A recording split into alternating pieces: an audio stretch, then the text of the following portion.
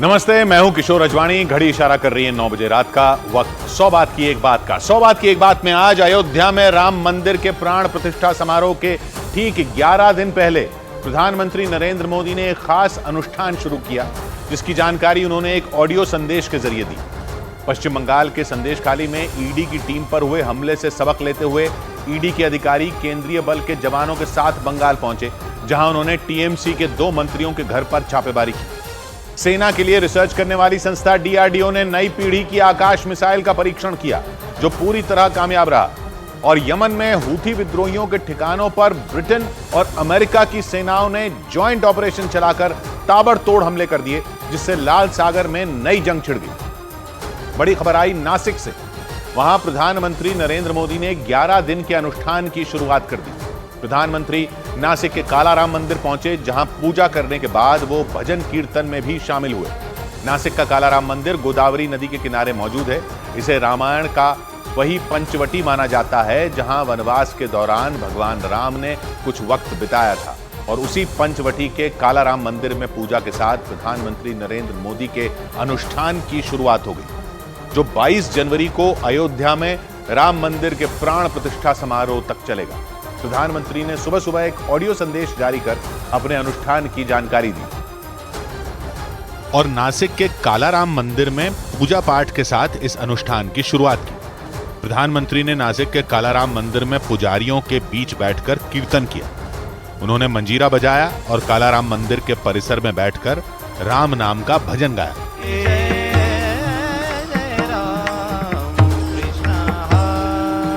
अपने अनुष्ठान के पहले दिन प्रधानमंत्री ने नासिक के कालाराम मंदिर में लंबा वक्त बिताया। उन्होंने सबसे पहले वहां पूजा और आरती की, फिर मंदिर परिसर में रामायण के महाकाव्य कथा पाठ का हिस्सा बने। प्रधानमंत्री ने रामायण का युद्ध कांड सुना।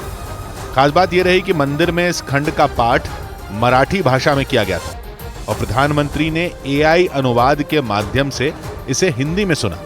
उवाच भ्रातरम रामो लक्ष्मणम शुभ लक्षणम।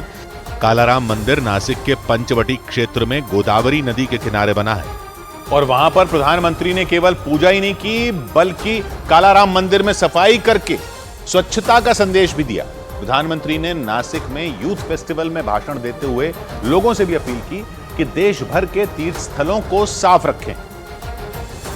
और इस अपील से पहले प्रधानमंत्री ने खुद कालाराम मंदिर में सफाई की।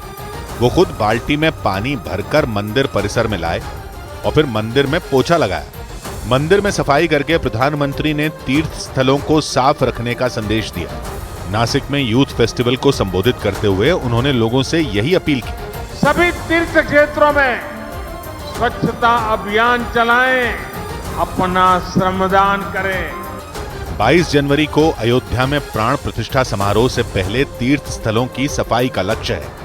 प्रधानमंत्री ने नासिक के कालाराम मंदिर में सफाई करके इसकी शुरुआत कर दी और लोगों को इन 11 दिनों में अपने अपने शहरों के तीर्थ स्थलों में स्वच्छता अभियान चलाने का संदेश दिया। कालाराम मंदिर नासिक के पंचवटी क्षेत्र में है और पंचवटी क्षेत्र का राम के जीवन में बहुत महत्व रहा है, क्योंकि 14 साल के वनवास के दौरान राम, लक्ष्मण और सीता ने पंचवटी क्षेत्र के दंडकारण्य वन में कुछ साल बिताए थे और इसीलिए प्रधानमंत्री के अनुष्ठान की शुरुआत नासिक से होना अहम माना जा रहा है। क्योंकि पुराणों में कहा गया है कि नासिक के जिस पंचवटी क्षेत्र में यह कालाराम मंदिर है, राम ने वनवास के दौरान इसी क्षेत्र में कुटिया बनाई थी। प्रधानमंत्री ने भी राम मंदिर में प्राण प्रतिष्ठा से पहले अपना 11 दिन का अनुष्ठान यहीं से शुरू किया। इससे पहले उन्होंने सुबह सुबह एक ऑडियो शेयर किया और इस अनुष्ठान की जानकारी दी। मैं आज से 11 दिन का विशेष अनुष्ठान आरंभ कर रहा हूं। प्रधानमंत्री ने करीब 10 मिनट के संदेश की शुरुआत राम राम बोलकर की और बताया कि अपने 11 दिन के अनुष्ठान में वो यम नियमों का पालन करेंगे। शास्त्रों के मुताबिक किसी देवता की मूर्ति की प्राण प्रतिष्ठा से पहले कुछ कड़े नियमों का पालन करना होता है। यम नियम वही नियम है। इनमें 5 बातों का खास ख्याल रखना होता है। इनमें सुबह सुबह जागना, पूजा पाठ करना और साधारण खाना खाने जैसे नियम शामिल हैं। अपने 11 दिन के अनुष्ठान में प्रधानमंत्री इन्हीं नियमों का पालन करेंगे। नासिक के कालाराम मंदिर में इसकी झलक भी दिखी, क्योंकि नासिक दौरे पर प्रधानमंत्री ने सबसे पहले कालाराम मंदिर में पूजा पाठ और भजन कीर्तन किया और फिर नासिक में प्रधानमंत्री का रोड शो हुआ। प्रधानमंत्री वहां नेशनल यूथ फेस्टिवल का उद्घाटन करने पहुंचे, लेकिन इससे पहले वो नासिक की सड़कों पर निकले और एक खुली गाड़ी में महाराष्ट्र के मुख्यमंत्री और दोनों उप मुख्यमंत्रियों के साथ नजर आए। रोड शो के लिए प्रधानमंत्री की गाड़ी फूलों से सजाई गई और इस पर प्रधानमंत्री के साथ एकनाथ शिंदे, अजित पवार और देवेंद्र फडणवीस तीनों सवार हुए। रोड शो के दौरान सभी नेताओं ने हाथ हिलाकर लोगों का अभिवादन किया। सड़क के दोनों तरफ खड़ी भीड़ ने भी पीएम के काफिले पर फूल बरसाए। प्रधानमंत्री को देखकर लोगों में जबरदस्त जोश नजर आया। ये रोड शो करीब आधे घंटे तक चला और फिर प्रधानमंत्री और रोड शो में शामिल बाकी नेता नेशनल यूथ फेस्टिवल में पहुंचे। वहां केंद्रीय मंत्री अनुराग ठाकुर भी इस कार्यक्रम का हिस्सा बन गए। उधर अयोध्या में होने वाले मंदिर के प्राण प्रतिष्ठा समारोह से पहले केंद्रीय मंत्री स्मृति ईरानी अक्षत लेकर अपने संसदीय क्षेत्र अमेठी पहुंची। वो 3 दिन के अमेठी दौरे पर हैं और दौरे के पहले ही दिन वो अक्षत लेकर लोगों के बीच पहुंच गईं। उन्होंने अमेठी के चिलौली गांव में लोगों को रामलला के दर्शन का न्योता दिया और शंख बजाकर अक्षत बांटना शुरू किया।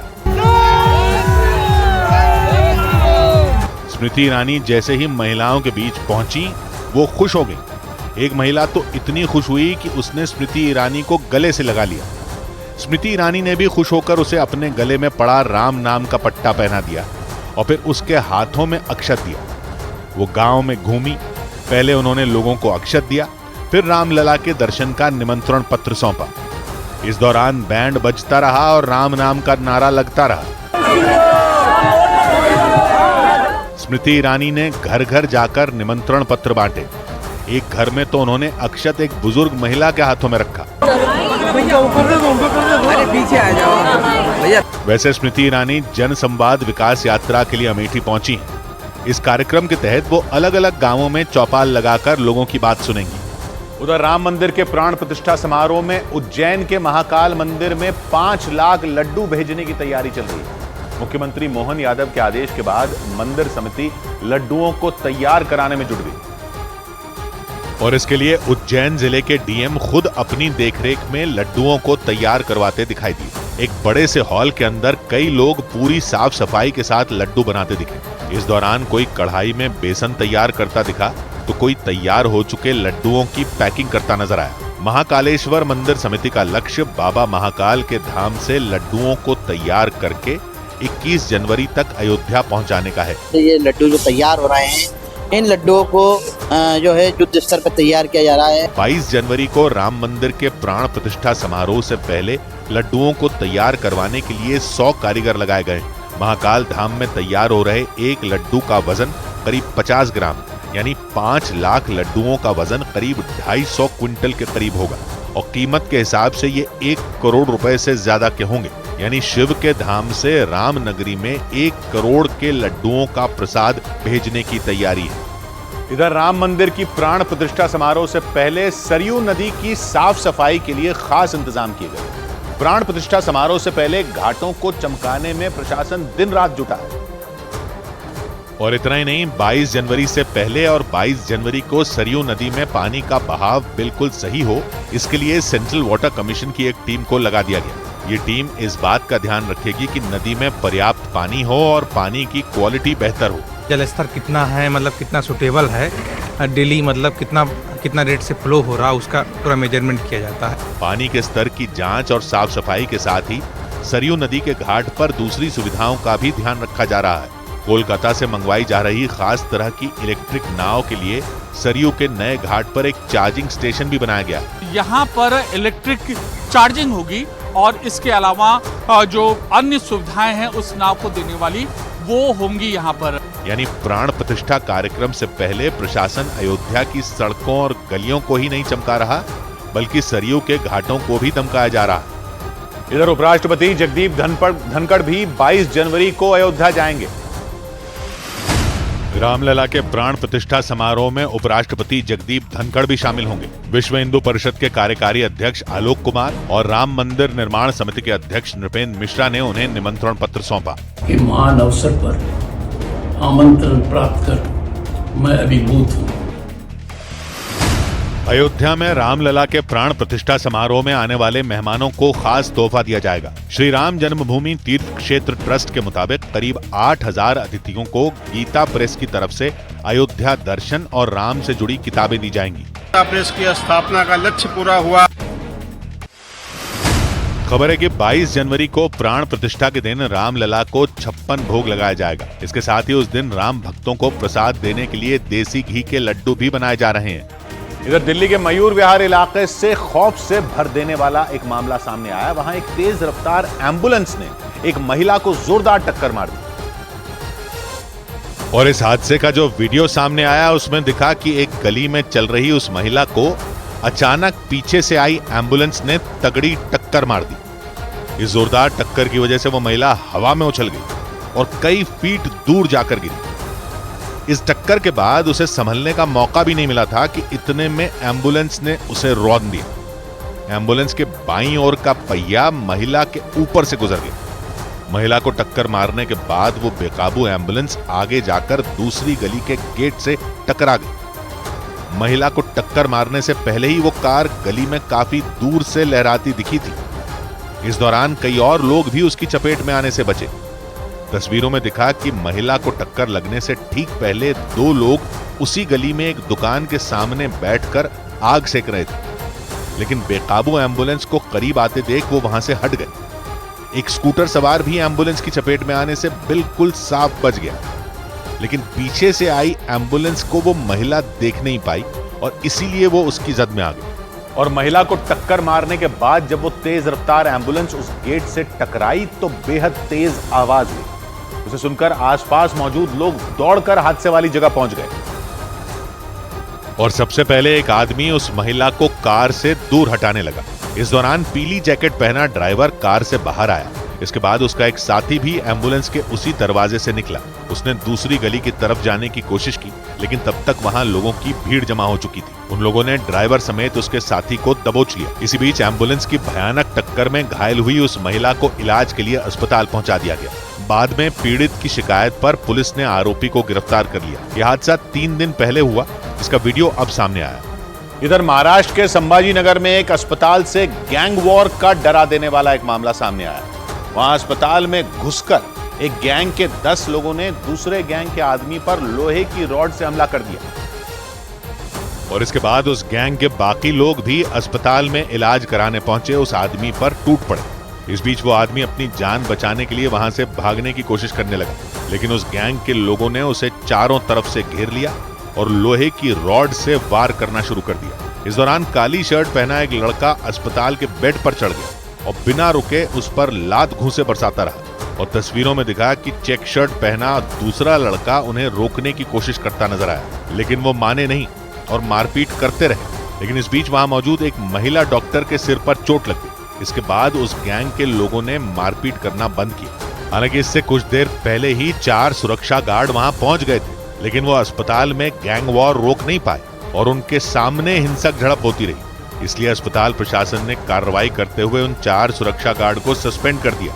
इधर मध्य प्रदेश के मंदसौर में एक दर्दनाक सड़क हादसा हो गया। वहां एक कार सड़क पर अपने सामने चल रहे एक ट्रक से टकरा गई। इसके बाद उस कार का आधे से ज्यादा हिस्सा उस ट्रक में घुस गया और वो ट्रक उसे अपने साथ करीब 100 मीटर तक घसीटता चला गया। मतलब ट्रक के पिछले हिस्से में पूरी की पूरी कार अटकी थी और ट्रक वाले को इसकी भनक तक नहीं लगी। हालांकि इसके बाद आसपास के कुछ लोगों ने उसे रुकने का इशारा किया।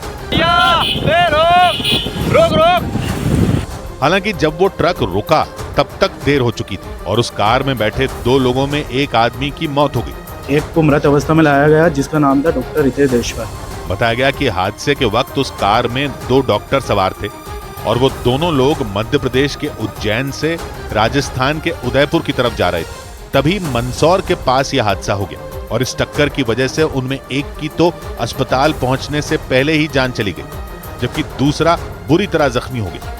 इसके बाद उसे उसी अस्पताल में भर्ती करा दिया गया। उधर डीआरडीओ ने एक और बड़ी उपलब्धि हासिल कर ली। सेना के लिए रिसर्च करने वाली संस्था डीआरडीओ ने नई पीढ़ी की आकाश मिसाइल का सफल परीक्षण किया। ओडिशा के चांदीपुर में इसका टेस्ट किया गया और इस दौरान मिसाइल ने अपने टारगेट को नष्ट कर दिया। इस कामयाबी के लिए रक्षा मंत्री राजनाथ सिंह ने डीआरडीओ को बधाई दी। उत्तर प्रदेश के मुख्यमंत्री योगी आदित्यनाथ लखनऊ में राष्ट्रीय युवा दिवस समारोह में शामिल हुए। इस दौरान उन्होंने स्वामी विवेकानंद युवा सशक्तिकरण योजना के तहत छात्रों को स्मार्ट टैबलेट बांटी। इधर मध्य प्रदेश के उज्जैन में बीजेपी के एक नेता के घर पर 15 बदमाशों ने हमला बोल दिया। मामूली विवाद के बाद उन बदमाशों ने बीजेपी नेता और उनके घर वालों से मारपीट की। और इतना ही नहीं, उन्होंने बीजेपी नेता दिनेश विश्वकर्मा के घर पर पत्थरों की बारिश कर दी। बदमाशों के हमले के वक्त दिनेश विश्वकर्मा का परिवार घर में ही मौजूद था। उन लोगों ने हमले के दौरान बदमाशों का वीडियो बनाया, जिसमें घर के सामने वाली सड़क पर 8 से 10 बदमाश पत्थरों और लाठियों के साथ नजर आए। करीब 1 घंटे तक उपद्रवियों ने बीजेपी नेता और उनके पूरे परिवार को उनके ही घर में एक तरह से बंधक बना लिया। वीडियो में हमले से डरी सहमी दिनेश विश्वकर्मा की बेटी चीखती चिल्लाती सुनाई दी। हमले के दौरान दिनेश विश्वकर्मा के परिवार ने घर के दरवाजे और खिड़कियों को बंद कर लिया, लेकिन बाहर से बेखौफ बदमाश लगातार पत्थर बरसाते रहे। और घर के अंदर से ही डरा सहमा बीजेपी नेता का परिवार पुलिस को बुलाने और लोगों से मदद की गुहार लगाता रहा। पुलिस के मुताबिक दिनेश विश्वकर्मा का उन बदमाशों के साथ गाड़ी की पार्किंग को लेकर विवाद हुआ, लेकिन आरोप है कि उसी दौरान उन बदमाशों ने बीजेपी नेता से गाली गलौज और मारपीट शुरू कर दी। और जान बचाने के लिए दिनेश विश्वकर्मा अपने घर भाग आए, लेकिन उन बदमाशों ने अपने कुछ और साथियों को वहां बुला लिया। बदमाशों ने बीजेपी नेता के घर को 2 तरफ से घेर लिया। बदमाशों के पास हमले के दौरान हथियार होने की भी बात सामने आई। उनके पास कट्टा है, कट्टा। बदमाशों के हमले की वजह से दिनेश विश्वकर्मा का परिवार बुरी तरह खौफ में था। परिवार की महिलाएं और छोटे बच्चे रो रहे थे और जोर जोर से चीख रहे थे। उनकी बेटी और पत्नी ने छत पर जाकर पड़ोसियों से पुलिस बुलाने की गुहार लगाई। पुलिस बुला लो कोई! आजीवन अंकल!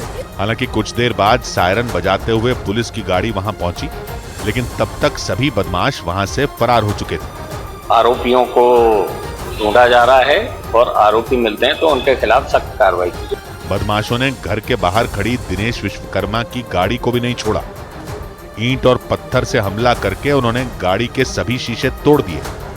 उधर केरल कांग्रेस के अध्यक्ष की गिरफ्तारी के विरोध में कन्नूर जिले में युवा कांग्रेस के कार्यकर्ताओं ने जमकर विरोध प्रदर्शन किया। वहां बड़ी संख्या में प्रदर्शनकारी पोस्टर बैनर लेकर डीएम ऑफिस के बाहर इकट्ठा हुए और पुलिस के खिलाफ नारेबाजी की। लेकिन वहां सुरक्षा में तैनात पुलिस कर्मियों ने बैरिकेड लगाकर उन्हें डीएम ऑफिस के बाहर ही रोक दिया। और इसके बाद गुस्से से भर के कांग्रेस के युवा कार्यकर्ताओं ने गेट के बाहर ही नारेबाजी शुरू कर दी। इसके कुछ देर बाद ही वहां पुलिस ने उन पर पानी की बौछार कर दी, लेकिन प्रदर्शनकारियों ने भी डटकर उनका मुकाबला किया।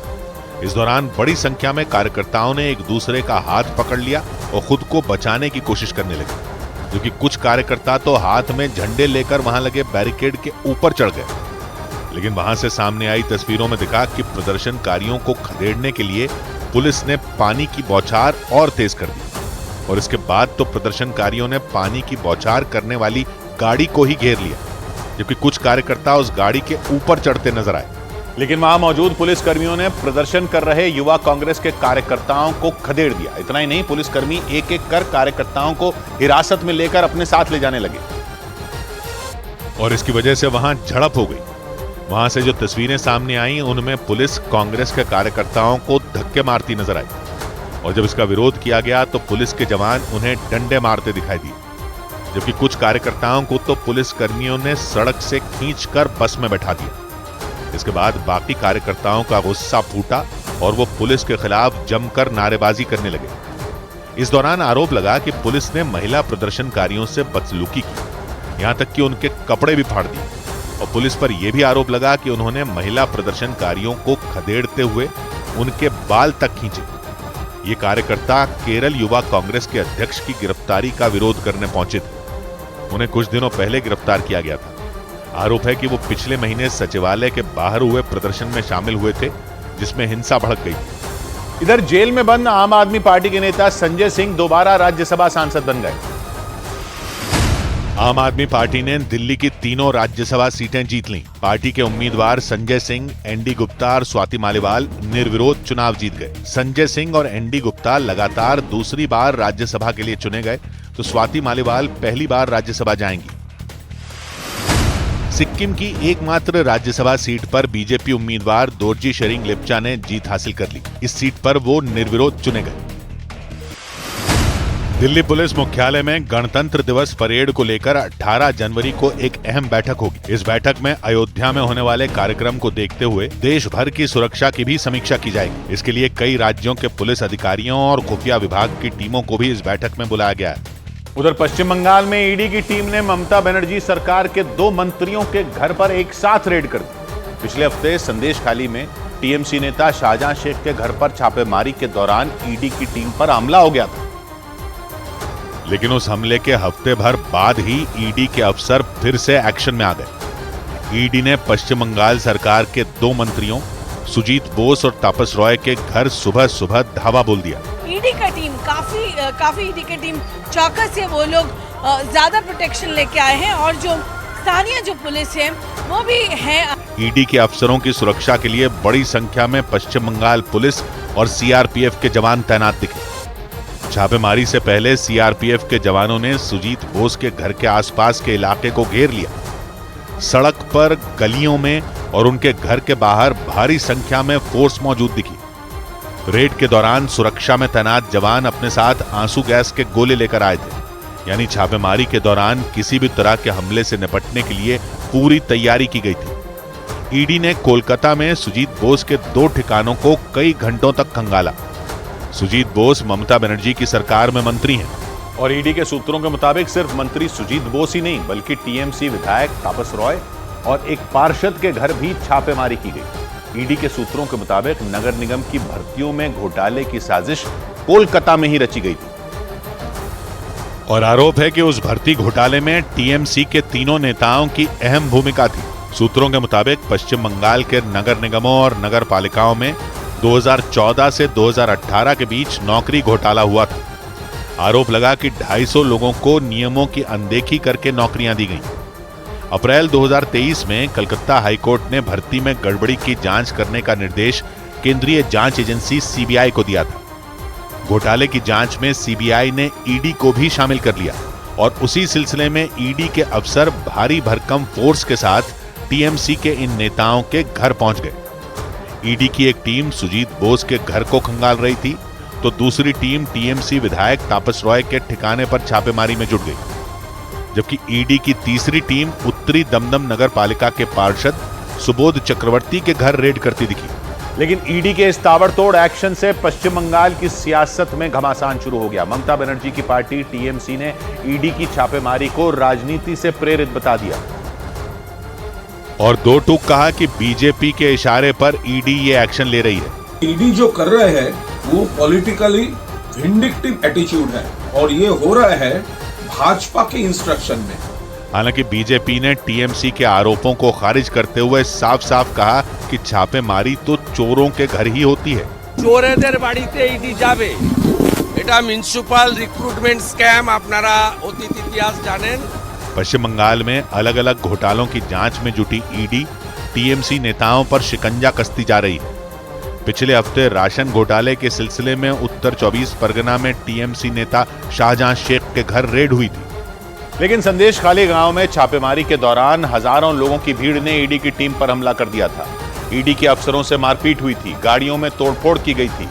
बंगाल पुलिस के सूत्रों के मुताबिक एक हफ्ते बाद उस हमले में शामिल 2 लोगों को गिरफ्तार कर लिया गया, क्योंकि पकड़े गए उन दोनों आरोपियों पर 5 जनवरी को ईडी के अफसरों पर जानलेवा हमले का आरोप है। सूत्रों के मुताबिक दोनों आरोपियों को बसीरहाट जिले में पुलिस की एक टीम ने दबोच लिया।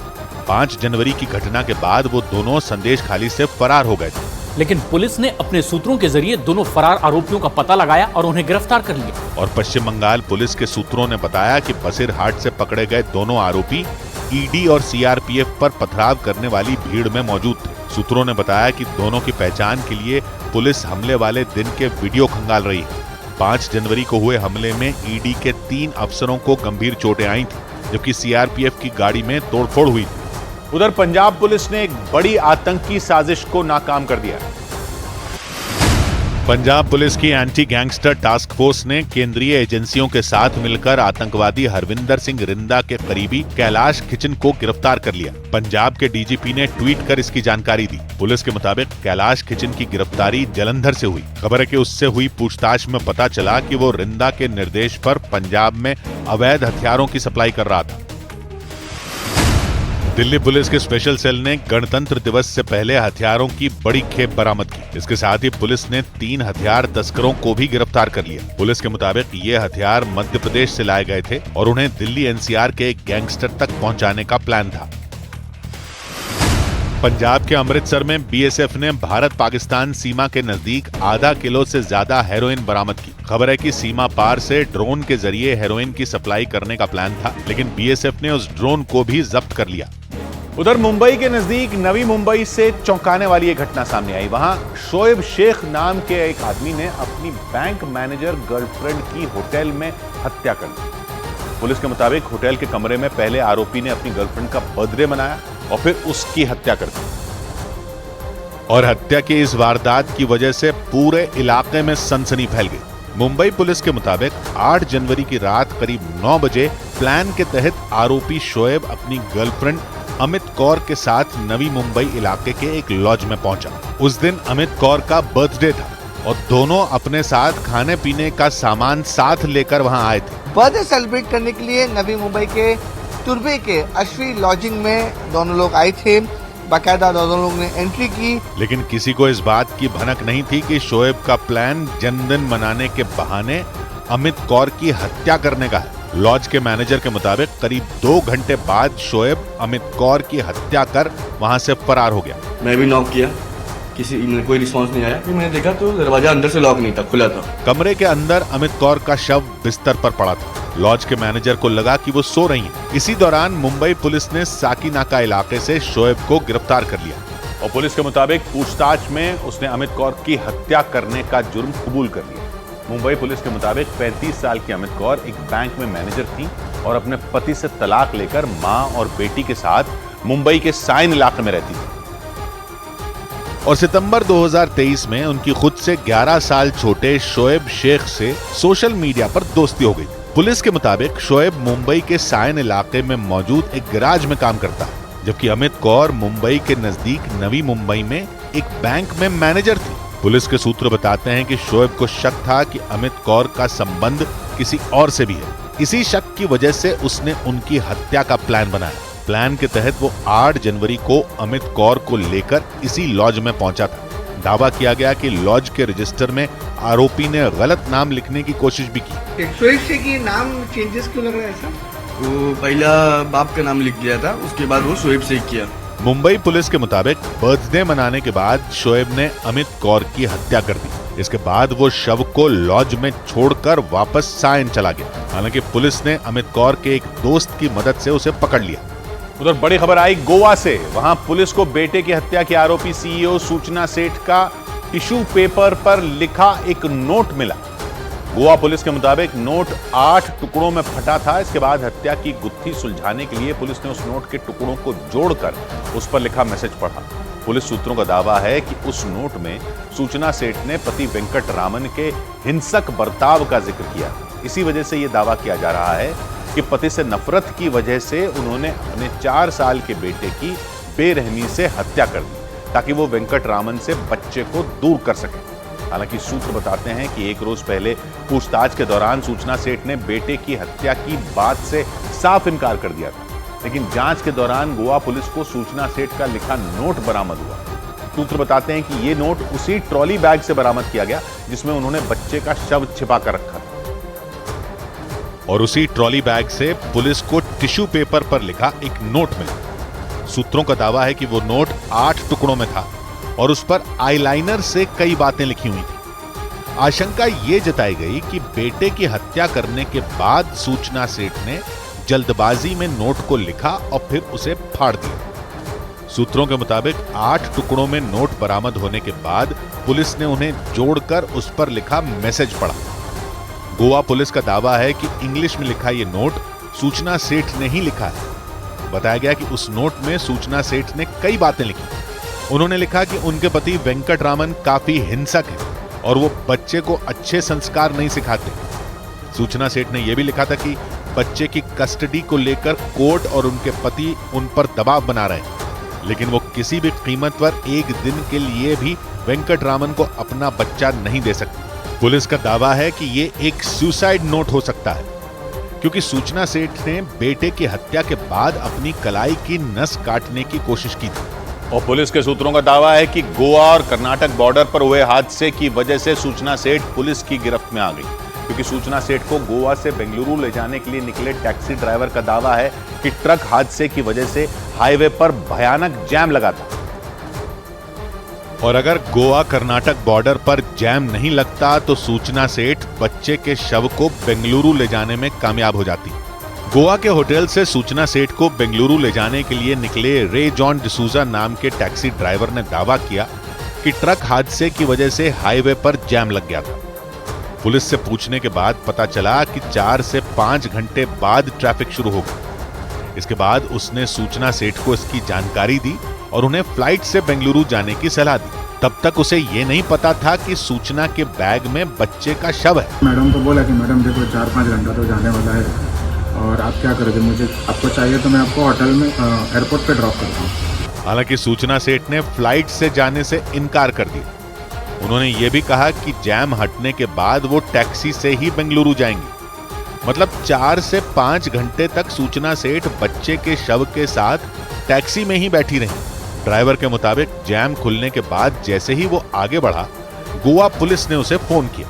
इसके बाद वो पुलिस के कहने पर कर्नाटक के चित्रदुर्ग में मौजूद पुलिस स्टेशन पहुंच गया। उधर नोएडा के कुछ बड़े बिल्डरों पर इनकम टैक्स विभाग ने शिकंजा कस दिया।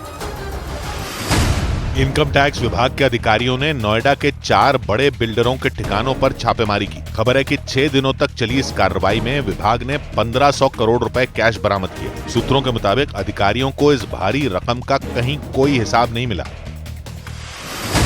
राहुल गांधी ने भारत जोड़ो न्याय यात्रा के सिलसिले में दिल्ली में कुछ सामाजिक संगठनों के प्रतिनिधियों से मुलाकात की। इस यात्रा की शुरुआत 14 जनवरी को मणिपुर से होने वाली है। समाजवादी पार्टी के सांसद शफीकुर रहमान बर्क ने लोकसभा चुनाव की तैयारियों को लेकर बड़ा बयान दिया। उनके मुताबिक उत्तर प्रदेश में कांग्रेस के साथ गठबंधन को लेकर उनकी पार्टी ने कोई फैसला नहीं लिया है। सपा की पोजीशन साफ नहीं है इसमें। उधर आंध्र प्रदेश के नंदयाल जिले में एक कबड्डी मैच के दौरान 2 टीमों के खिलाड़ी आपस में भिड़ गए और उनकी लड़ाई इतनी ज्यादा बढ़ गई कि बीच बचाव के लिए दर्शकों को मैदान में उतरना पड़ गया, क्योंकि कबड्डी मैच के दौरान ही दोनों टीमों के खिलाड़ी एक दूसरे के खून के प्यासे बन गए। जो तस्वीरें सामने आई उनमें वो खिलाड़ी हाथ पैर ही नहीं, कुर्सियों से भी वार करते दिखे। खिलाड़ियों के इस तरह भिड़ने से जो दर्शक मैच देखने पहुंचे थे वो उन्हें छुड़ाने में जुट गए। इस दौरान मैच रेफरी को भी सीटी बजाते हुए सुना गया। एक महिला हाथ में प्लास्टिक का बैट लेकर खिलाड़ियों को रोकने की कोशिश करती दिखी, लेकिन उन लोगों के सिर पर तो जैसे खून सवार था। उस महिला के सामने ही एक लड़के ने विरोधी टीम के एक खिलाड़ी पर कुर्सी दे मारी। इतने में ही पीछे से एक और लड़का आया और उसने कुर्सी मारने वाले लड़के की गर्दन पकड़कर उसे दूर धकेल दिया। इसके बाद उस लड़के पर भी तगड़ा वार हुआ। पीछे से आए एक कबड्डी खिलाड़ी ने कुर्सी से उस पर इतना जोरदार प्रहार किया कि वो कुर्सी ही टूट गई। बताया गया कि मैच के दौरान ही दोनों टीमों के खिलाड़ियों के बीच किसी बात को लेकर विवाद हुआ। इसके बाद तो कबड्डी का वो मैदान जंग का अखाड़ा बन गया।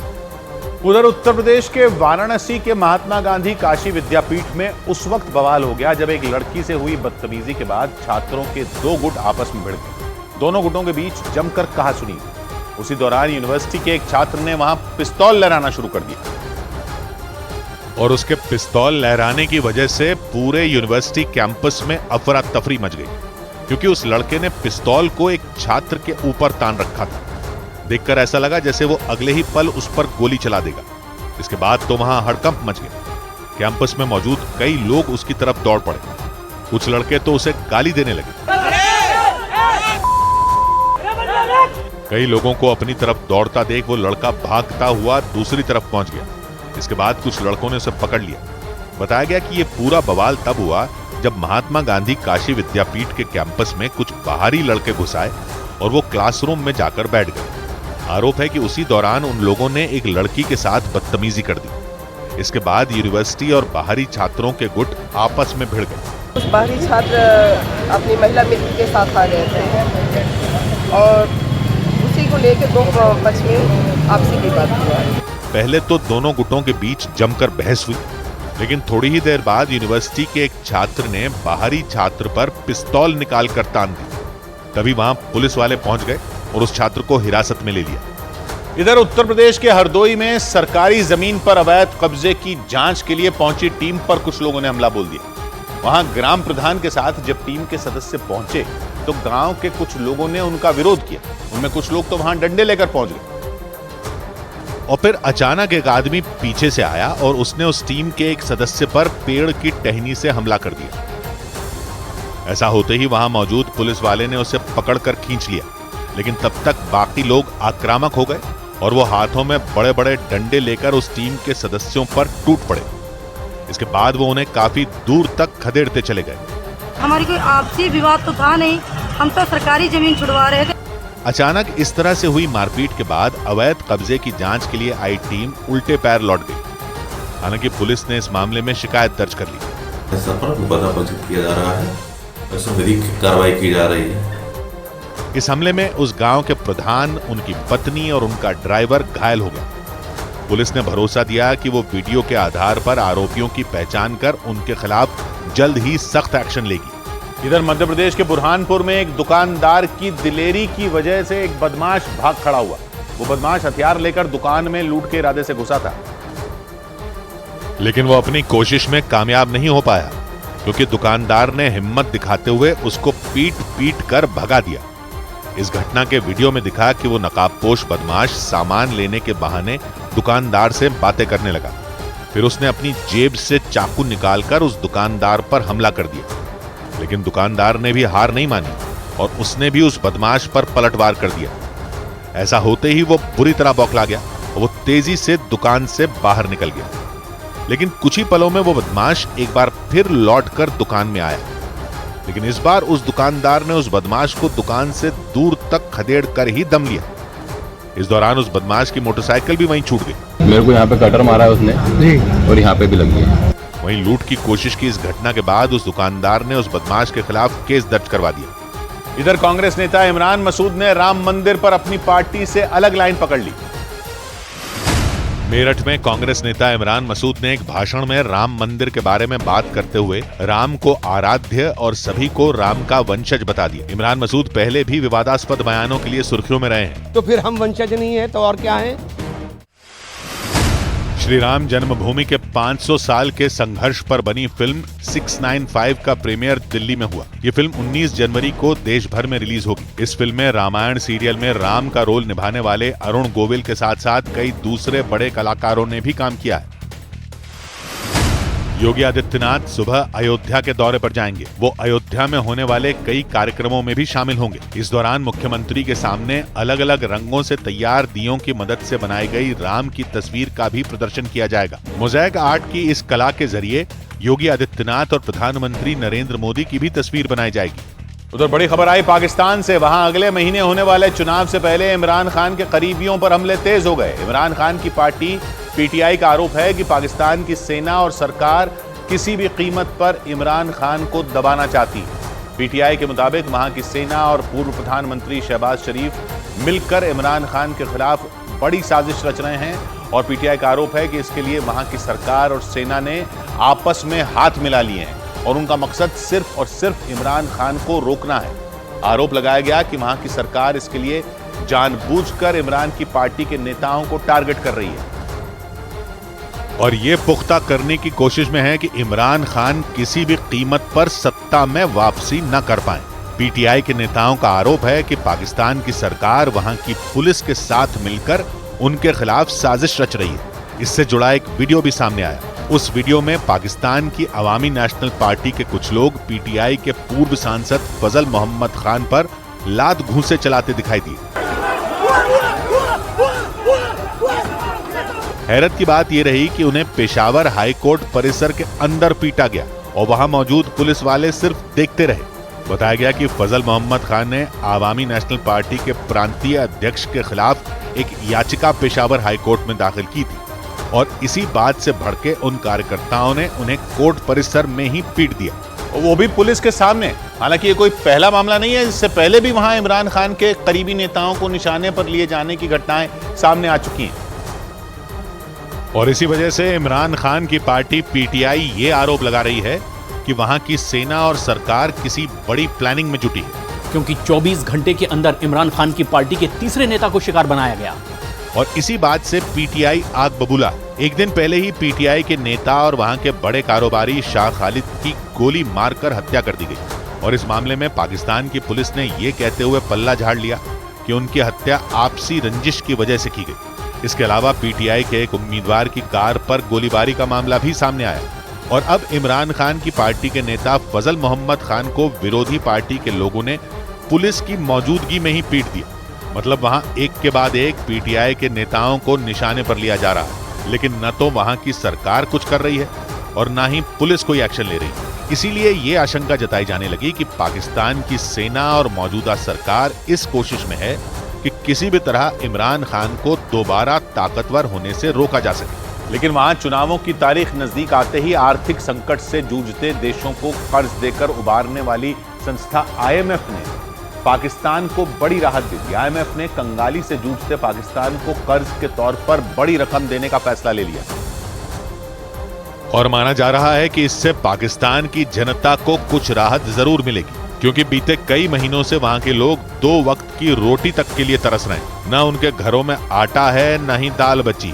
इसी वजह से पाकिस्तान लगातार आईएमएफ से मदद की गुहार लगा रहा था, जो उसने पूरी कर दी और पाकिस्तान को $700 मिलियन यानी भारतीय रुपयों में 5,600 करोड़ रुपए की मदद देने का ऐलान कर दिया, क्योंकि आईएमएफ का अनुमान है कि इस साल पाकिस्तान की जीडीपी में 2% का इजाफा हो सकता है। और माना जा रहा है कि इसी के बाद आईएमएफ पाकिस्तान की मदद को राजी हुआ और आईएमएफ ने उसकी मांग को पूरा कर दिया। हालांकि कुछ मीडिया रिपोर्ट में यह भी दावा किया गया कि पाकिस्तान ने इस बार आईएमएफ से अपने देश में चुनाव कराने के लिए पैसे मांगे। मतलब उसने इस बार अपने देश में चुनाव कराने के लिए आईएमएफ के आगे झोली फैला दी और उसे बदले में एक अच्छी खासी रकम मिल गई। उधर ब्रेकिंग न्यूज आ रही है जम्मू कश्मीर के पुंछ से। वहां जंगल में छिपे आतंकियों ने सुरक्षा बल की गाड़ी को निशाना बनाकर हमला किया है। सेना की तरफ से दी गई जानकारी के मुताबिक पुंछ की कृष्णा घाटी में सुरक्षा बल के काफिले पर आतंकियों ने घात लगाकर गोलीबारी की। सेना की तरफ से यह भी बताया गया कि इस हमले में किसी तरह का कोई नुकसान नहीं हुआ। हालांकि इसके बाद सेना ने पूरे इलाके को घेर कर आतंकियों की तलाश में तुरंत सर्च ऑपरेशन शुरू कर दिया। कोमल हमारे साथ जुड़ रही है। कोमल, क्या पता चल रहा है इस पर? जी बिल्कुल, देखिए डीकेजी की तर्ज पर घात लगाकर हमला हुआ है। स्कॉर्पियो में थे सीओ, जो कर्नल रैंक के जो अधिकारी थे वो स्कॉर्पियो में बैठे हुए थे। वो कृष्णा घाटी पुंछ से जा रहे थे, उनके साथ और 4 जो जवान थे मौजूद थे। तो ऐसे में जो हमला हुआ है 4 से 5 बुलेट गाड़ी को लगी है।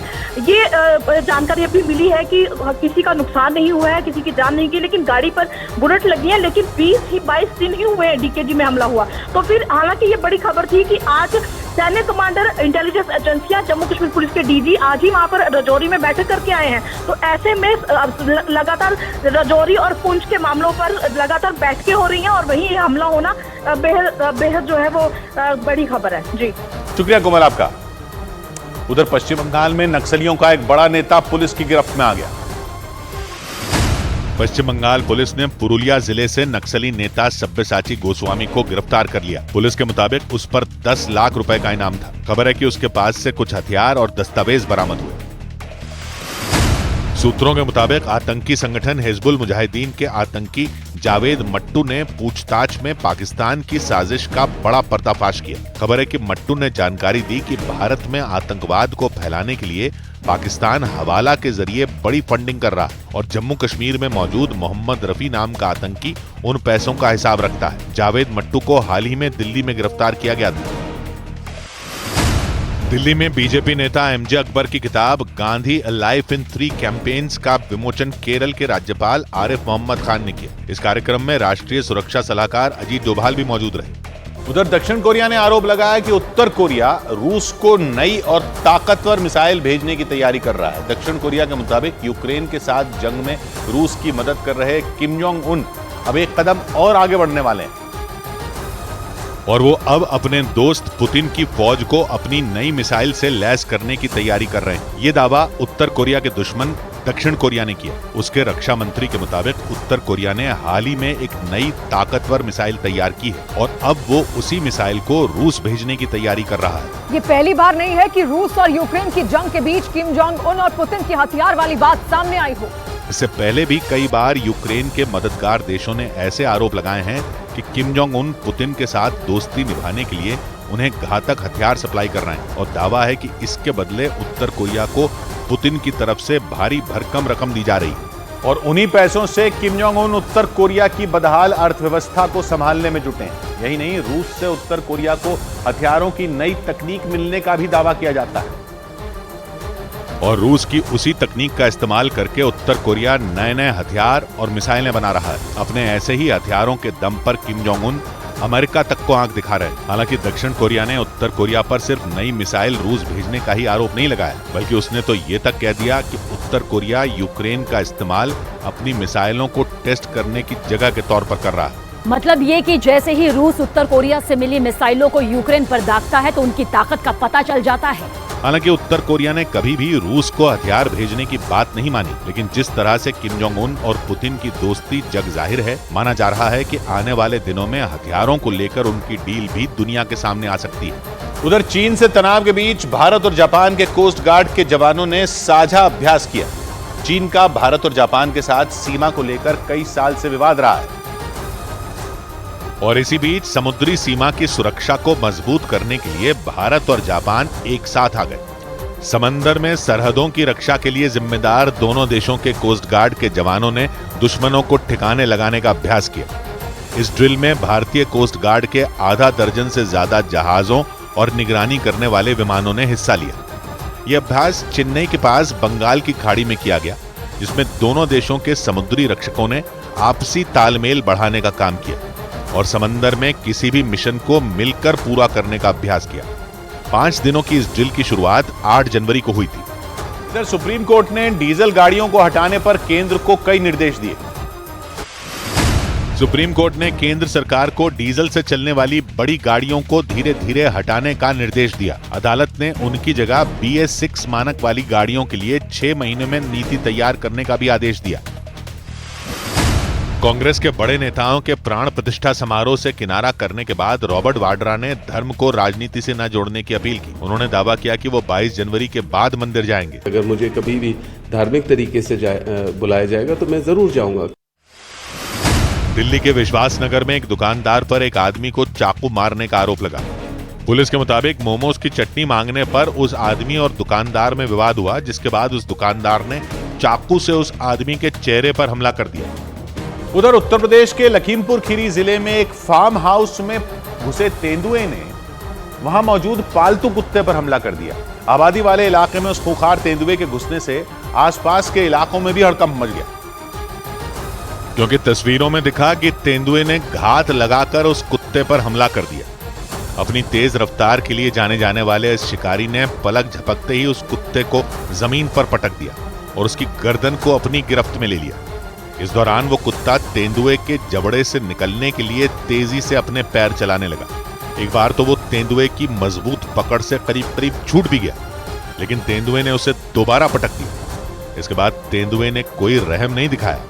कुत्ते की गर्दन को उसने करीब 30 सेकंड तक दबाए रखा। इस दौरान वो कुत्ता जोर जोर से भौंकता और छटपटाता रहा। कुत्ते की आवाज सुनकर उस फार्म हाउस के मालिक समेत कई लोग वहां पहुंच गए और जब उन्होंने पालतू कुत्ते की गर्दन को तेंदुए के जबड़े में देखा तो दहशत में आ गए। उन लोगों ने शोर मचाया, जिसके बाद तेंदुए ने कुत्ते को पास वाले गन्ने के खेत की तरफ ले जाने की कोशिश की, लेकिन इसी दौरान वो कुत्ता उसकी गिरफ्त से छूट गया। बाद में तेंदुआ खेत की ओर भाग गया, लेकिन तेंदुए के इस हमले के बाद आसपास के लोग खौफ में आ गए। उधर पंजाब के जलंधर में एक टोल प्लाजा पर एक गाड़ी ने एक पुलिसकर्मी को टक्कर मार दी। पुलिसकर्मी उस गाड़ी को रोकने का इशारा कर रहा था, लेकिन उस गाड़ी के ड्राइवर ने रोकने के बजाय उसकी रफ्तार तेज कर दी और उस पुलिसकर्मी को जोरदार टक्कर मार दी। इस घटना की जो खौफनाक तस्वीरें सामने आई, उनमें पहले तो उस पुलिसकर्मी ने उस सफेद गाड़ी को टोल प्लाजा के पास रुकने का इशारा किया और वो पुलिसकर्मी सड़क के बीचों बीच खड़ा हो गया, लेकिन वो गाड़ी रुकी नहीं और उसने पुलिसकर्मी को भयानक टक्कर मार दी। यही नहीं, वो गाड़ी उस पुलिसकर्मी को घसीटती हुई सड़क पर कुछ दूर तक ले गई। इसके बाद जो हुआ, ब्रेक के बाद,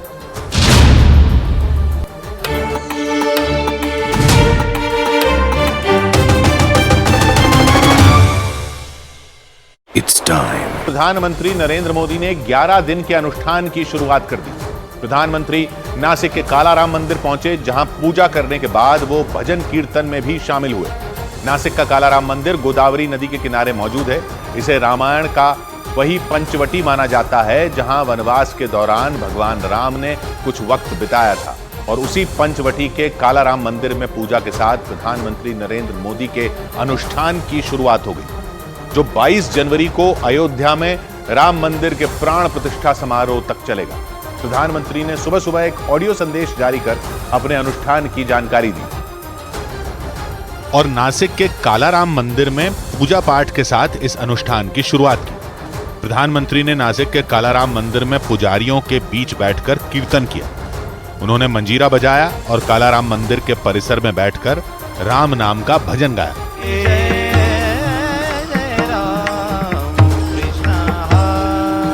अपने अनुष्ठान के पहले दिन प्रधानमंत्री ने नासिक के कालाराम मंदिर में लंबा वक्त बिताया। उन्होंने सबसे पहले वहां पूजा और आरती की, फिर मंदिर परिसर में रामायण के महाकाव्य कथा पाठ का हिस्सा बने। प्रधानमंत्री ने रामायण का युद्ध कांड सुना। खास बात यह रही कि मंदिर में इस खंड का पाठ मराठी भाषा में किया गया था और प्रधानमंत्री ने AI अनुवाद के माध्यम से इसे हिंदी में सुना। उवाच भ्रातरम रामो लक्ष्मणम शुभ लक्षणम। कालाराम मंदिर नासिक के पंचवटी क्षेत्र में गोदावरी नदी के किनारे बना है और वहां पर प्रधानमंत्री ने केवल पूजा ही नहीं की, बल्कि कालाराम मंदिर में सफाई करके स्वच्छता का संदेश भी दिया। प्रधानमंत्री ने नासिक में यूथ फेस्टिवल में भाषण देते हुए लोगों से भी अपील की कि देश भर के तीर्थ स्थलों को साफ रखें। और इस अपील से पहले प्रधानमंत्री ने खुद कालाराम मंदिर में सफाई की। वो खुद बाल्टी में पानी भरकर मंदिर परिसर में लाए और फिर मंदिर में पोछा लगाया। मंदिर में सफाई करके प्रधानमंत्री ने तीर्थ स्थलों को साफ रखने का संदेश दिया। नासिक में यूथ फेस्टिवल को संबोधित करते हुए उन्होंने लोगों से यही अपील की। सभी तीर्थ क्षेत्रों में स्वच्छता अभियान चलाएं, अपना श्रमदान करें। 22 जनवरी को अयोध्या में प्राण प्रतिष्ठा समारोह से पहले तीर्थ स्थलों की सफाई का लक्ष्य है।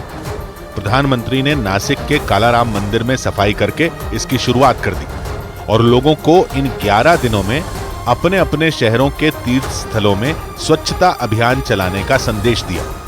कालाराम मंदिर नासिक के पंचवटी क्षेत्र में है और पंचवटी क्षेत्र का राम के जीवन में बहुत महत्व रहा है, क्योंकि 14 साल के वनवास के दौरान राम, लक्ष्मण और सीता ने पंचवटी क्षेत्र के दंडकारण्य वन में कुछ साल बिताए थे और इसीलिए प्रधानमंत्री के अनुष्ठान की शुरुआत नासिक से होना अहम माना जा रहा है।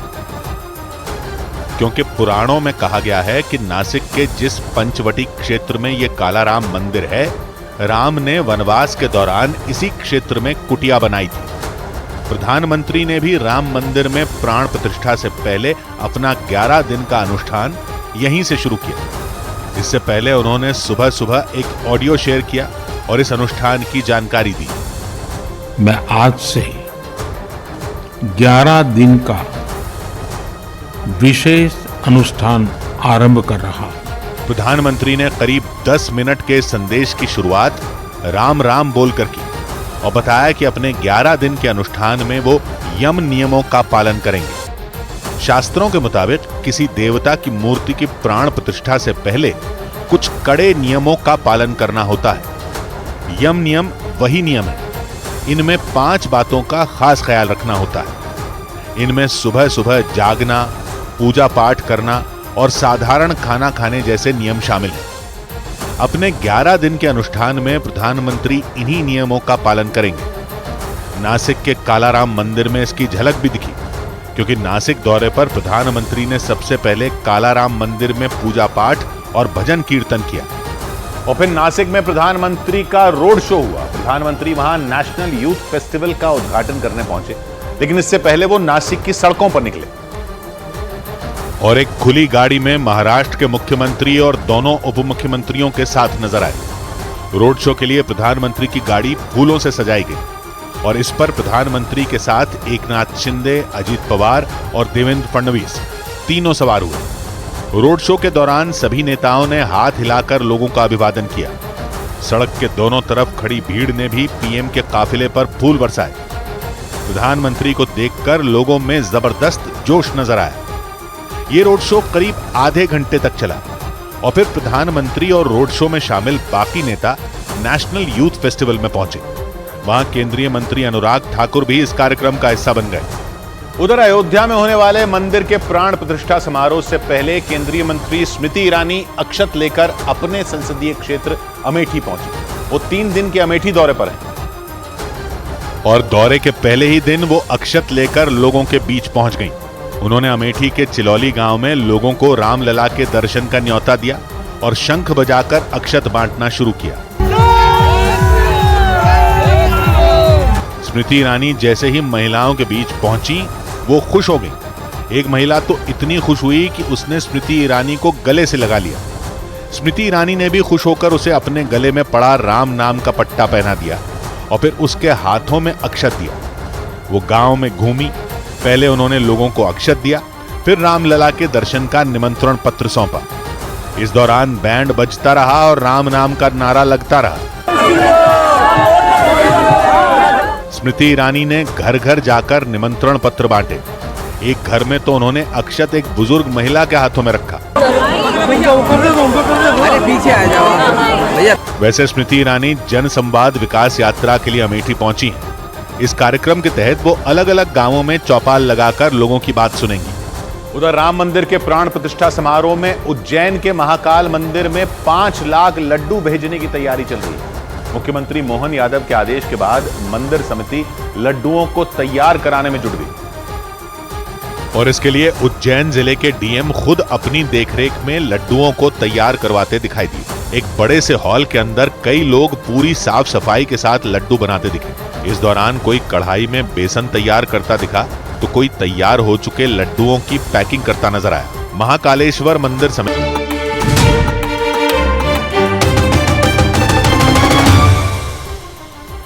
बड़ी खबर आई यमन से। यमन में हूथी लड़ाकों के 16 ठिकानों पर अमेरिका और ब्रिटेन ने हमला कर दिया। यह अटैक अमेरिकी राष्ट्रपति जो बाइडेन के आदेश के बाद हुआ। बाइडेन ने 2 टूक बोल दिया। अमेरिका और ब्रिटेन ने हूथी लड़ाकों से बदला लिया क्योंकि उन्होंने लाल सागर में उनके जहाजों पर हमला किया। इस हमले के बाद हूथी लड़ाकों ने बयान दिया कि वो अमेरिका और ब्रिटेन से बदला लेंगे और लाल सागर में हमले जारी रखेंगे, क्योंकि इस बार अमेरिका और ब्रिटेन ने यमन में घुसकर हूथी लड़ाकों को मारा। बाइडेन ने बयान भी दिया कि हूथी लड़ाकों से लाल सागर में किए गए हमलों का बदला लिया गया।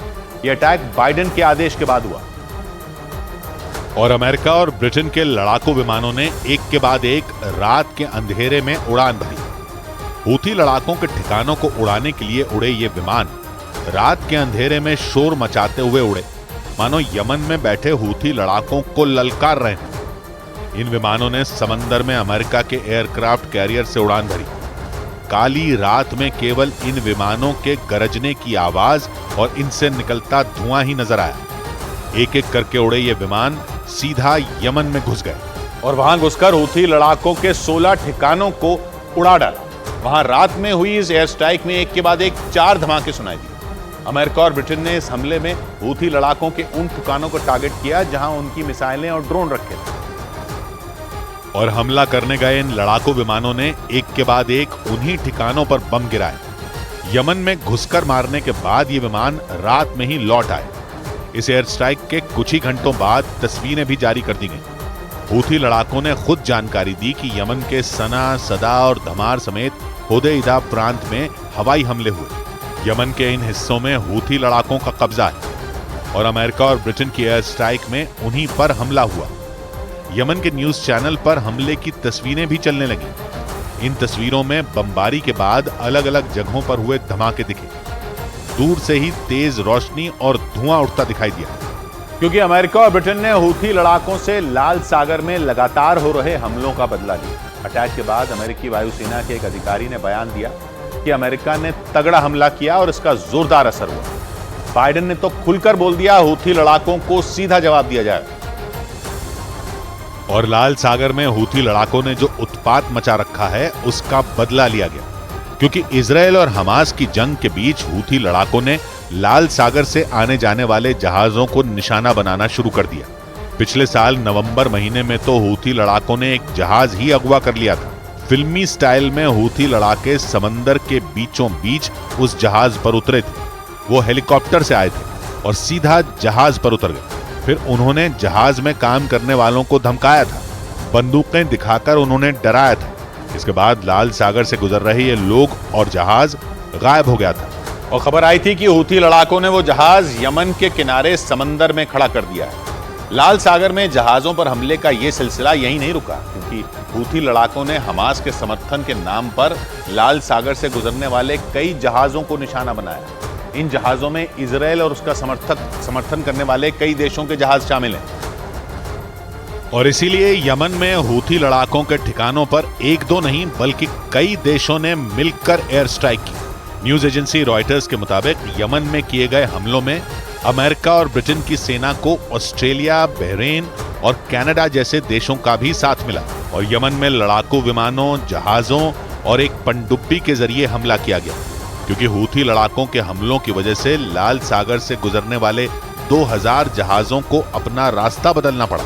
इससे 2014 से गृह युद्ध की आग में जल रहे यमन की मुश्किलें बढ़ सकती हैं, क्योंकि अमेरिका और ब्रिटेन जैसे देशों ने रातों रात यमन में बम बरसा दिए और हूथी लड़ाकों को अच्छा खासा नुकसान पहुंचाने का दावा किया। लेकिन हूथी लड़ाके पीछे हटने के बजाय और आक्रामक हो गए। उन्होंने लाल सागर में जवाबी हमला करने का ऐलान कर दिया और लाल सागर में भयंकर युद्ध छिड़ने का संकेत दे दिया। हूथी लड़ाकों का समर्थन करने वाले ईरान ने तो बात और बिगाड़ दी, क्योंकि उसने ओमान की खाड़ी में अमेरिका का एक जहाज जब्त कर लिया और ये जानकारी आते ही ओमान की खाड़ी से गुजर रहे अमेरिकी जहाज की तस्वीरें भी आ गई।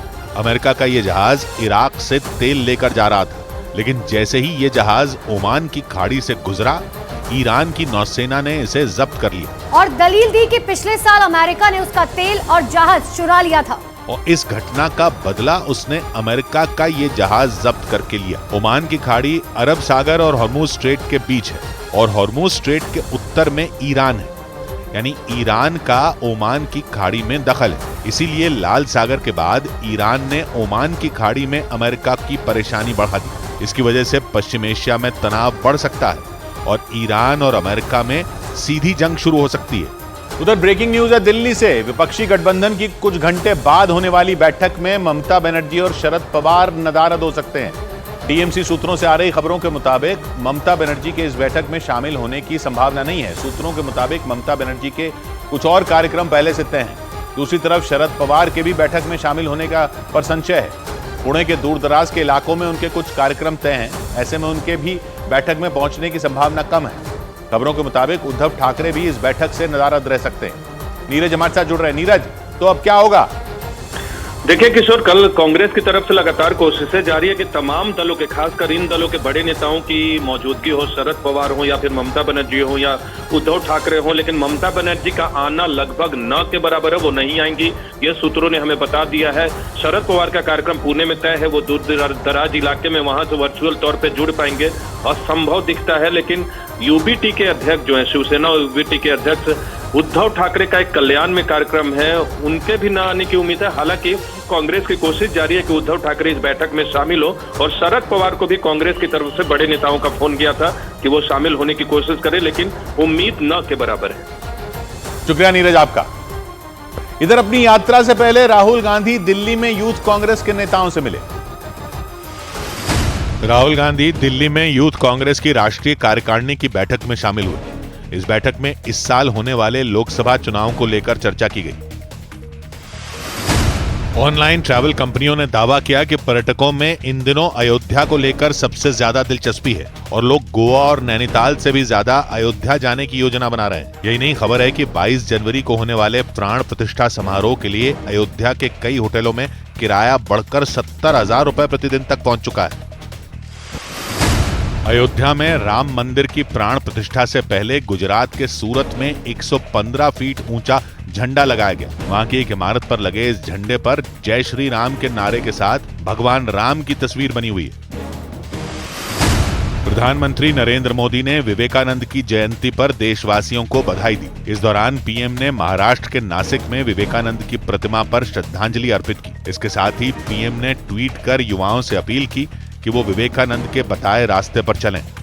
उधर पंजाब के जलंधर में एक टोल प्लाजा पर एक गाड़ी ने एक पुलिसकर्मी को टक्कर मार दी। वो पुलिसकर्मी उस गाड़ी को रोकने का इशारा कर रहा था, लेकिन उस गाड़ी के ड्राइवर ने रोकने के बजाय उसकी रफ्तार तेज कर दी और उस पुलिसकर्मी को जोरदार टक्कर मार दी। इस घटना की जो खौफनाक तस्वीरें सामने आई, उनमें पहले तो उस पुलिसकर्मी ने उस सफेद गाड़ी को टोल प्लाजा के पास रुकने का इशारा किया और वो पुलिसकर्मी सड़क के बीचों बीच खड़ा हो गया, लेकिन वो गाड़ी रुकी नहीं और उसने पुलिसकर्मी को भयानक टक्कर मार दी। यही नहीं, वो गाड़ी उस पुलिसकर्मी को घसीटती हुई सड़क पर कुछ दूर तक ले गई और वो गाड़ी उसको घसीटते हुए डिवाइडर से जा टकराई। इसके बाद वो पुलिसकर्मी वहीं गिर गया, लेकिन उस ड्राइवर ने गाड़ी रोकी नहीं और गाड़ी की रफ्तार तेज कर वहां से भाग निकला। हादसे में वो पुलिसकर्मी बुरी तरह जख्मी हो गया और उसे बाद में अस्पताल में भर्ती करवा दिया गया। उधर प्रधानमंत्री नरेंद्र मोदी ने देश के सबसे लंबे सी ब्रिज अटल सेतु का उद्घाटन कर दिया। इस पुल को मुंबई और नवी मुंबई के बीच बनाया गया है। इसकी लंबाई करीब 22 किलोमीटर है। दिसंबर 2016 में प्रधानमंत्री ने इस पुल की आधारशिला रखी थी और 7 साल बाद प्रधानमंत्री मोदी ने इस अटल सेतु का उद्घाटन किया। पुल के उद्घाटन के मौके पर प्रधानमंत्री के अलावा वहां महाराष्ट्र के मुख्यमंत्री एकनाथ शिंदे और राज्य के दोनों डिप्टी सीएम देवेंद्र फडणवीस और अजीत पवार मौजूद रहे।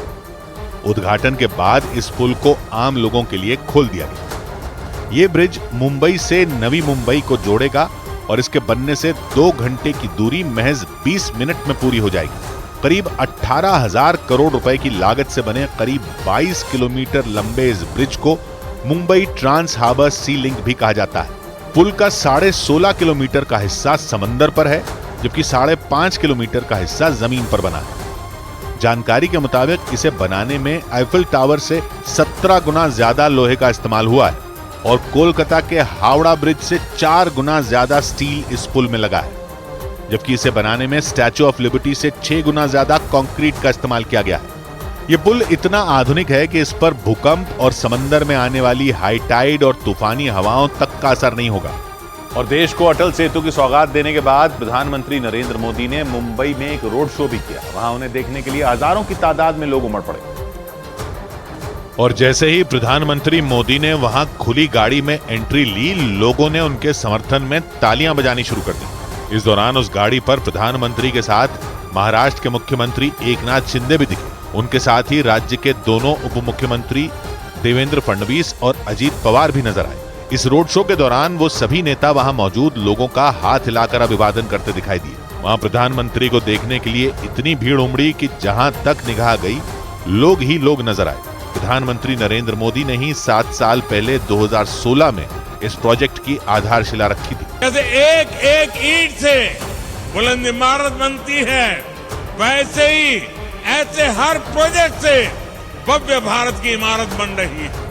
अटल सेतु का उद्घाटन करने से पहले प्रधानमंत्री नरेंद्र मोदी अटल सेतु पर भी गए। वो काफी देर तक अटल सेतु पर पैदल ही घूमते हुए उसका मुआयना करते रहे। इस पुल के दोनों तरफ खास तरह के साउंड बैरियर बनाए गए हैं ताकि गाड़ियों का शोर पक्षियों और समुद्री जीवों को परेशान न करे। प्रधानमंत्री उन साउंड बैरियर को भी ध्यान से देखते रहे। उधर उत्तर प्रदेश के बाराबंकी में मुख्तार अंसारी के एक करीबी पर कार्रवाई की गई। उत्तर प्रदेश के बाराबंकी में माफिया सरगना मुख्तार अंसारी के करीबी अफरोज खान उर्फ चुन्नू की संपत्ति पुलिस ने कुर्क कर ली। बाराबंकी और लखनऊ पुलिस की टीम ने गैंगस्टर एक्ट के तहत यह कार्रवाई की। उत्तर प्रदेश के कानपुर में एक दुकान में एक मोबाइल फोन से बैटरी निकालने के दौरान उसमें जोरदार धमाका हो गया। इस घटना में दुकानदार का हाथ जल गया। बाद में यह वीडियो सोशल मीडिया पर वायरल हो गया। कर्नाटक के चिकबल्लापुर में 9वीं क्लास में पढ़ने वाली एक छात्रा ने बच्चे को जन्म दिया। वो छात्रा एक सरकारी हॉस्टल में रहती थी और इसके बाद उस हॉस्टल के वार्डन को सस्पेंड कर दिया गया। गुजरात के अमरेली में एक कुएं से 3 शव मिलने से सनसनी फैल गई। प्रशासन ने कुएं से एक महिला और एक बच्चे समेत 3 शवों को बाहर निकलवाया। पुलिस हत्या के एंगल से भी मामले की जांच कर रही है। उधर झारखंड के देवघर में कचरा उठा रहे एक बच्चे को खुदाई करने वाली मशीन ने कुचल दिया। इसके बाद वहां मौजूद सफाई कर्मियों ने जोरदार हंगामा करना शुरू कर दिया। सफाई कर्मियों के मुताबिक वो बच्चा कचरे के ढेर के बगल से गुजर रहा था, तभी उसका पैर फिसल गया। इसके बाद वहां काम कर रही खुदाई करने वाली मशीन उसके सिर के ऊपर से गुजर गई और उस बच्चे की मौत हो गई। जैसे ही इस घटना की जानकारी उसके घर वालों को लगी, सैकड़ों सफाई कर्मियों ने मिलकर उस मशीन का हुलिया बिगाड़ दिया। वो लोग वहां जोरदार हंगामा करने लगे। चिल्लाया, छटपटाया किया, बस दोनों ही दरवाजा खोल के भाग गया। इस दौरान उन लोगों ने कचरा इकट्ठा करने वाली गाड़ियों को बीच रास्ते में खड़ा कर वो पूरा रास्ता जाम कर दिया। इसके बाद वहां से जब एक ट्रैक्टर वाले ने निकलने की कोशिश की तो एक महिला तो सड़क पर बैठ गई। बताया गया कि उस जगह पर लगे कचरे के अंबार को हटाने के लिए वहां खुदाई करने वाली मशीन काम पर लगाई गई थी, लेकिन इस दौरान वहां कुछ बच्चे पहुंच गए और उनमें एक का पैर फिसलने से वो उस मशीन के नीचे आ गया। इस घटना के बाद उन लोगों ने पुलिस से इस मामले में जल्द से जल्द एक्शन लेने की मांग भी की। इधर मध्य प्रदेश के इंदौर को लगातार 7वीं बार देश के सबसे साफ सुथरे शहर का खिताब मिलते ही वहां जश्न शुरू हो गया। दिल्ली के भारत मंडपम में हुए कार्यक्रम के दौरान इसका ऐलान हुआ और इस कार्यक्रम का लाइव प्रसारण इंदौर में किया गया। वहां शहर के सैकड़ों सफाई कर्मी एक बड़ी सी स्क्रीन पर इस कार्यक्रम को देख रहे थे और जैसे ही इंदौर विजेता बना, वहां ढोल नगाड़े बजने शुरू हो गए। मेहनत सफल होने पर वहां मौजूद महिला सफाई कर्मी तो खुशी से झूम उठी। स्वच्छता सर्वेक्षण 2023 के परिणामों के लिए इंदौर पूरी तरह से तैयार था।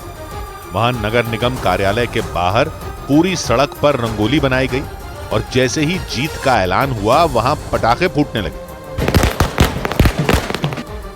इस दौरान नगर निगम के अधिकारियों ने सफाई कर्मियों को मिठाई खिलाकर उन्हें जीत की बधाई दी। विदेशों में हमारा नाम हुआ है तो हमें तो खुशी होगी ना। इंदौर लगातार 7वीं बार देश का सबसे साफ सुथरा शहर बना। इसके लिए मध्य प्रदेश के मुख्यमंत्री डॉक्टर मोहन यादव ने भी प्रदेश के लोगों को शुभकामनाएं दी। हालांकि इस बार पहले पायदान पर इंदौर के साथ ही गुजरात का सूरत भी है। मतलब इन दोनों शहरों को देश के सबसे साफ शहरों का दर्जा हासिल हुआ। उधर अमेरिका में कुदरत कहर बरपा रही है। चक्रवाती तूफान की वजह से समंदर में खौफ पैदा करने वाली लहरें उठ रही हैं। खतरे को भांपते हुए समुद्री तट से लगने वाले राज्यों में वहां के मौसम विभाग ने पहले ही अलर्ट जारी कर दिया था और लोगों को समंदर से दूर रहने की चेतावनी दी थी। अमेरिका के मेन से समंदर की डराने वाली तस्वीरें सामने आई। वहां तूफानी हवाओं के साथ लहरें किनारों को तोड़ देने पर आमादा दिखी। हाहाकारी लहरों में समंदर किनारे लकड़ी का बना एक केबिन खिलौने की तरह बहता दिखाई दिया।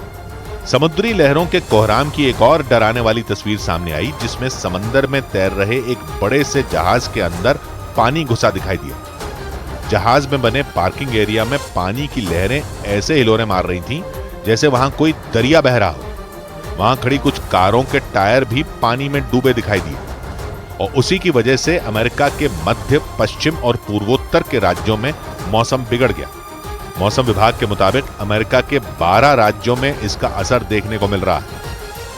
इधर दिल्ली के पास नोएडा के एक डॉक्टर को ऑपरेशन के दौरान ही दिल का दौरा पड़ गया। दिल्ली के नजदीक यूपी के नोएडा के एक अस्पताल में ऑपरेशन कर रहे एक डॉक्टर को हार्ट अटैक आ गया। खबर है कि घटना के वक्त वो डॉक्टर एक मरीज की आंखों का ऑपरेशन कर रहे थे। बताया गया कि उनकी हालत खतरे से बाहर है। दिसंबर महीने में खुदरा महंगाई दर 5.69% रही। केंद्र सरकार के आंकड़ों के मुताबिक पिछले साल नवंबर में यह दर 5.5% थी। इसके अलावा नवंबर महीने में इंडस्ट्रियल प्रोडक्शन का ग्रोथ रेट 2.4% रहा। माइक्रोसॉफ्ट एप्पल को पछाड़कर वैल्यूएशन के लिहाज से दुनिया की सबसे बड़ी टेक कंपनी बन गई। माइक्रोसॉफ्ट के शेयरों में तेजी और एप्पल के शेयरों में कमजोरी की वजह से यह मुमकिन हो पाया। भारतीय शेयर बाजार में जबरदस्त तेजी देखने को मिली।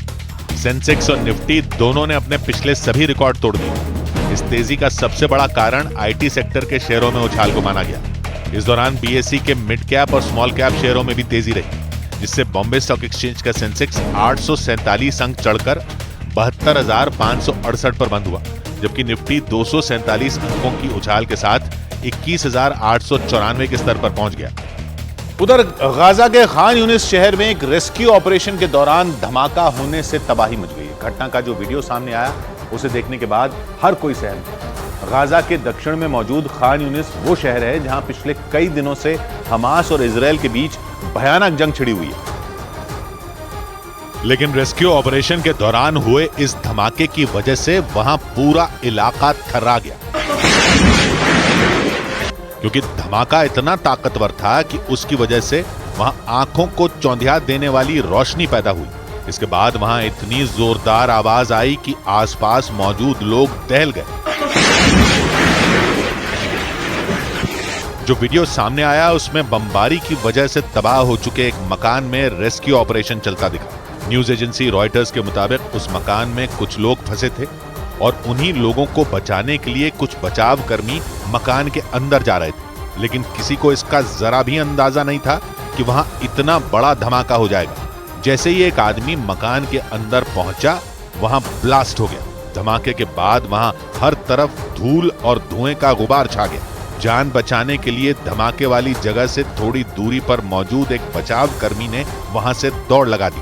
वो गिरते पड़ते मकान के दरवाजे से बाहर निकला और उसे देखकर उसके पीछे मौजूद लोग भी वहां से भाग खड़े हुए और धमाके की वजह से वहां हर तरफ अफरा तफरी मच गई। न्यूज एजेंसी रॉयटर्स के मुताबिक ये धमाका तब हुआ जब जंग की वजह से उस मकान में घायल हुए लोगों की मदद करने वहां कुछ बचाव कर्मी पहुंचे और तभी उस मकान की छत के पास हुए इस धमाके ने वहां मौजूद लोगों को दहशत से भर दिया। बम फटने की आवाज से रेस्क्यू ऑपरेशन में जुटे लोग बुरी तरह कांप गए। धमाके के बाद वहां आग का गोला उठता नजर आया। देखकर ऐसा लगा जैसे आसमान से उस मकान को निशाना बनाकर बम गिराया गया हो। धमाके की वजह से आसपास के इलाके में हर तरफ धुआं भर गया। धुआं इतना ज्यादा था कि वहां कुछ भी दिखाई नहीं दे रहा था। हालांकि इस घटना में किसी की जान नहीं गई, लेकिन कई लोग बुरी तरह घायल हो गए। जो वीडियो सामने आया उसमें धमाके की चपेट में आने वाले एक बचाव कर्मी को उसके साथी सहारा देकर खड़ा करते दिखाई दिए। इसी तरह घायल हुए दूसरे लोगों को भी लोग एम्बुलेंस में ले जाते नजर आए। उस इलाके में रेस्क्यू ऑपरेशन चलने की वजह से वहां पहले से ही एम्बुलेंस और फायर ब्रिगेड की गाड़ी खड़ी दिखी। इसी वजह से धमाके में घायल लोगों को फौरन मदद मिल गई। उधर बल्लेबाज शिवम दुबे ने अपने शानदार प्रदर्शन का राज खोला। अफगानिस्तान के खिलाफ पहले टी20 मैच में 60 रन की पारी खेलने वाले बल्लेबाज शिवम दुबे ने अपने खेल में बदलाव का श्रेय महेंद्र सिंह धोनी को दिया। उन्होंने धोनी की जमकर तारीफ करते हुए जानकारी दी कि मैच को जीत के साथ खत्म करने को लेकर उन्हें धोनी से काफी कुछ सीखने को मिला। पहली बार पाकिस्तान की टीम की कप्तानी कर रहे तेज गेंदबाज शाहीन अफरीदी की शुरुआत अच्छी नहीं रही। न्यूजीलैंड के खिलाफ पहले टी20 में उन्होंने अपने करियर का सबसे महंगा ओवर फेंका, जिसमें उन्होंने 24 रन खर्च कर दिए। दूसरी तरफ उनकी टीम ये मैच 46 रन से हार गई। वेस्टइंडीज के पूर्व क्रिकेटर क्लाइव लॉयड ने भविष्यवाणी की कि विराट कोहली अंतर्राष्ट्रीय क्रिकेट में 100 शतक बनाने का रिकॉर्ड तोड़ सकते हैं। ये कीर्तिमान सचिन तेंदुलकर के नाम है। हैदराबाद में दक्षिण भारतीय फिल्मों के एक्टर महेश बाबू अपने प्रशंसकों के साथ अपनी नई फिल्म गुंटूर कारम देखने पहुंचे। इस दौरान सिनेमा हॉल में महेश बाबू को उनके प्रशंसकों ने घेर लिया। इधर मध्य प्रदेश के सतना में मिट्टी ढहने से दबे एक मजदूर को बाहर निकालने के लिए 7 घंटे तक रेस्क्यू ऑपरेशन चला। वहां सीवर लाइन के काम के दौरान खोदे गए 25 फीट गहरे गड्ढे में अचानक मिट्टी धंस गई और वो मजदूर दब गया और मिट्टी में दबे उस मजदूर को बाहर निकालने के लिए प्रशासन ने पूरी ताकत झोंक दी। इस घटना की जानकारी मिलने पर एसडीआरएफ और नगर निगम की टीम वहां पहुंची और रेस्क्यू ऑपरेशन शुरू कर दिया। बताया गया कि 25 फीट के गहरे गड्ढे में वो मजदूर 22 फीट के आसपास दबा था। उसे बाहर निकालने के लिए उस गड्ढे के ठीक पास दूसरा गड्ढा खोदा गया और इसके लिए खुदाई करने वाली 2 मशीनों के अलावा दूसरी मशीनों की मदद ली गई, जबकि तस्वीरों में दिखा कि एसडीआरएफ के 4 से 5 जवान कुदाल से मिट्टी खोदते नजर आए और कुछ जवान तो हाथों से मिट्टी हटाते दिखाई दिए। इस दौरान वहां गड्ढे में उतरने के लिए एक सीढ़ी भी लगाई गई और उसके जरिए एसडीआरएफ की टीम को जरूरी सामान मुहैया कराया गया। इस बीच एसडीआरएफ के वो जवान काफी देर तक मशक्कत करते रहे और 7 घंटे के बाद उस मजदूर को बाहर निकाला जा सका, लेकिन 25 फीट के गहरे गड्ढे में दबे उस मजदूर की जान नहीं बचाई जा सकी। बताया गया कि वो मजदूर शाम के 5 बजे मिट्टी में दबा था। उसे बाहर निकालने में रात के 12:30 बज गए, यानी कि वो कई घंटों तक मिट्टी के नीचे दबा रहा और दम घुटने की वजह से उस मजदूर की जान चली गई। रेस्क्यू ऑपरेशन के बाद उसे अस्पताल ले जाया गया और वहां डॉक्टर ने उसकी मौत की पुष्टि कर दी। आरोप लगा कि सतना के मारुति नगर में सीवर लाइन का काम जल्दी पूरा करने की वजह से सभी नियमों की अनदेखी की गई, यानी कि सीवर लाइन के काम के दौरान मजदूरों के सुरक्षा इंतजाम को ताक पर रखा गया, जिसकी वजह से वहां 25 फीट के गहरे गड्ढे में मिट्टी धंस गई और उस मजदूर को अपनी जान गंवानी पड़ी। पूरी तरह से सुरक्षा का ध्यान नहीं रखा गया और ये ठेकेदार की लापरवाही है। इस हादसे के बाद मृतक मजदूर के परिवार ने वहां सीवर लाइन का काम करने वाली कंपनी पर लापरवाही का आरोप लगा दिया। इसके साथ ही उस कंपनी के खिलाफ प्रशासन से कड़ी कार्रवाई की मांग की गई और इसके बाद प्रशासन ने भी जांच करते हुए उस कंपनी पर कड़ी कार्रवाई करने का भरोसा दिया। खामोशियों में सवाल क्या है कोई न समझा, खामोशियों में सवाल क्या है कोई न समझा, हमें है क्या गम, मलाल क्या है कोई न समझा। 100 बात की एक बात कही राजिक ने, जवाब देने की इतनी जल्दी पड़ी थी सबको, सवाल ये है सवाल क्या है कोई न समझा। मिलते हैं कल, घड़ी जब इशारा करेगी 9 बजे रात का, वक्त फिर होगा 100 बात की एक बात।